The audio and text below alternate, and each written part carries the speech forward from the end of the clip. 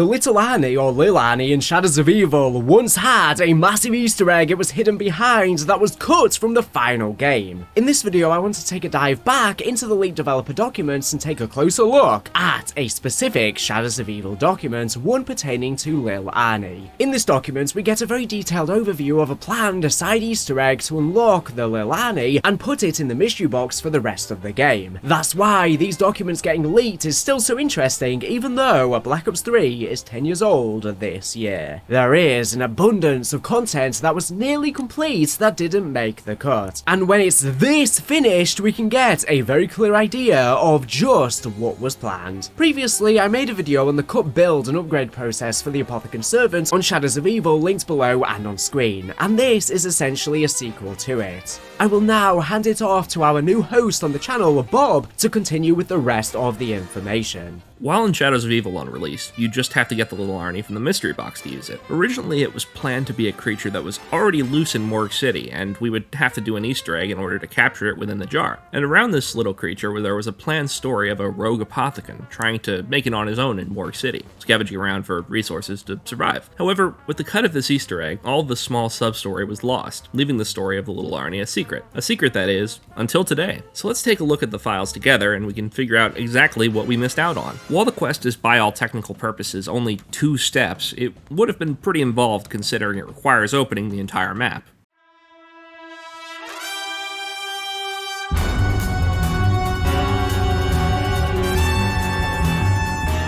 Step 1. Magic Jar. Step 1 is simply listed as find the magic jar. We also got a concept image they had in the doc for what they imagined the jar would look like. According to the document, the magic jar for the little Arnie could appear at tons of spawn locations around the map. The intent was to force players to essentially open the entire map before they would be able to find the magic jar, locking the little Arnie into at least pack-punch level progression in the map. This is already our first demonstrable balance change by moving it from an Easter egg to the box. Right now, in Shadows of Evil, you could theoretically get the little Arnie after opening only a single door. You just have to get quite lucky with the box. I've had this happen to me on plenty of games. But it does present an interesting discussion. What is better in zombies, in terms of content like that? Is it better to have the side Easter egg as something to do every game, or is it better to have the X factor of pure luck that can make a game special by giving you a wonder weapon or special equipment like the little Arnie very early in your progression? I think it's a nuanced discussion that far outscopes this video, but if you'd be interested in a video talking about luck versus side quests for content in zombies, let us know in the comments. I think I have enough to say to fill an entire video on it.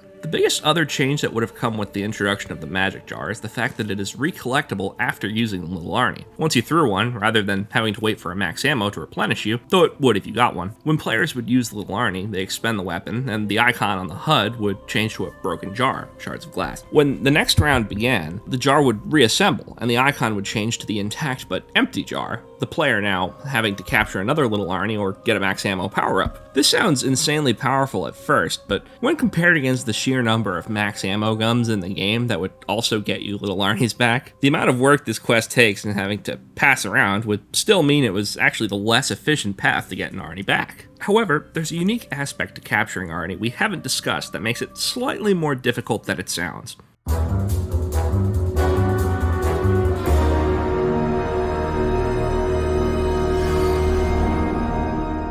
Step 2. Capture Arnie. Once players had either found the jar for the first time, or it had reformed in their inventory, a little Arnie would be ready to be captured. The creature utilized a network of unique pipe entrances, referred to as Arnie holes, to enter and exit specific locations within each district. These ground-level openings, resembling mouse holes, were visually distinct, surrounded by empty perk bottles and assorted garbage, suggesting the little Arnie had been scavenging items from the city. Each district, Waterfront, Canals, and Footlight District, contain 3 to 5 Arnie holes, creating multiple potential spawn points and movement paths for the creature. Placement of these holes was not explicitly defined in the design, but a conceptual top-down layout, referred to as Figure 1, illustrated them as red dots connected by red lines, representing the paths little Arnie could take during its high-speed dashes. The design implied that these holes were strategically positioned to encourage players to position themselves centrally within a district to intercept little Arnie as it moved from one hole to another. Then, once during the round, you'd have to be ready to see it make its dash across the path and grab it, or miss your chance for the round. The visual clutter around the holes, perk bottles, and other garbage served as environmental storytelling, reinforcing little Arnie's role as a quirky, scavenging creature within the map's grim atmosphere, trying to survive on its own after betraying the Apothicons.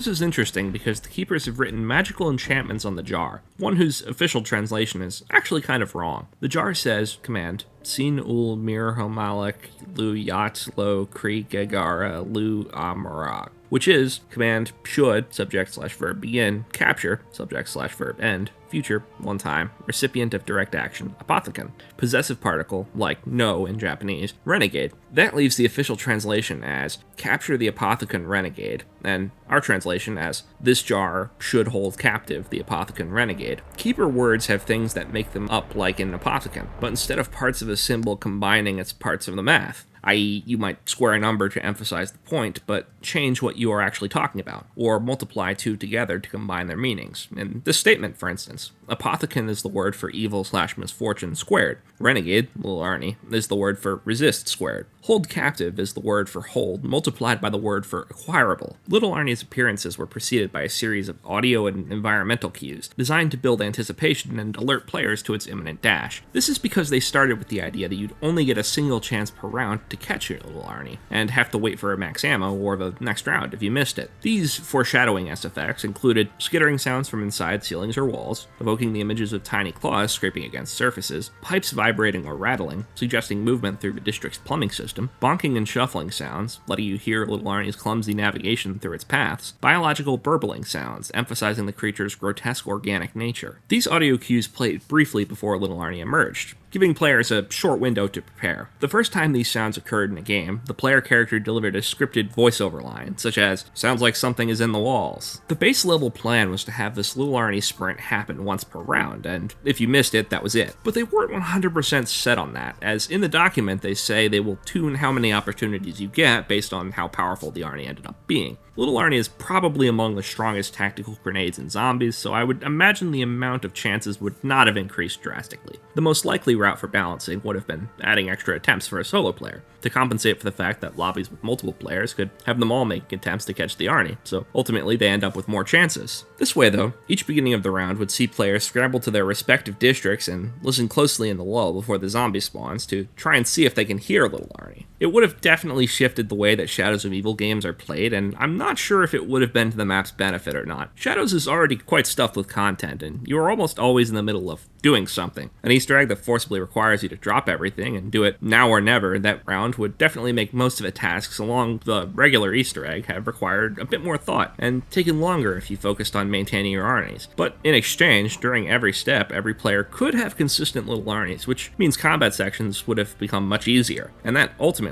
is the core of a good zombies Easter egg. Something that makes the combat sections easier as a reward for solving an optional puzzle of some kind. But what do you think? Do you guys see this Easter egg being cut as a good thing or a bad one? I personally enjoy the Arnie being in the box, and don't know that I would have liked the idea of it being unobtainable without doing this mini-quest at least once, but I'm very curious on the thoughts of others. I don't really play that much Shadows of Evil, and so my take may be different from people who have more consistent experience with the gameplay loop of the map. Let me know in the comments below. And also, let us know what stuff from the drive you would like to see next. Though I will say, we've received several comments about the stuff in the Giant and using the drive to try and make more sense of it, particularly its radios and story. But to be as clear as I can here, there's just nothing to go on. The most you can parse from the files is the intended order the radios go in, as they're written in the script that way, and that will be part of an upcoming video on the first cycle, so stay tuned for that if you're curious on the intended radio order. But there's tons of content left across the other maps, particularly Revelations. We have a video planned soon on the final Fractured timeline, this time discussing the Genesis universe in Revelations, as well as a video discussing cut side Easter eggs from Rev. But if you have any other requests at all, as I said, let us know. I very much enjoy getting to dig into cut content. With all that out of the way though, thank you for watching. I'll now hand it back off to TGR. So yeah, let me know once again what you think of Bob being featured on the channel, and if you want to see more videos from him in the future. This way I can get more content out than ever before, but still manage to cover all of the topics that I want to be doing.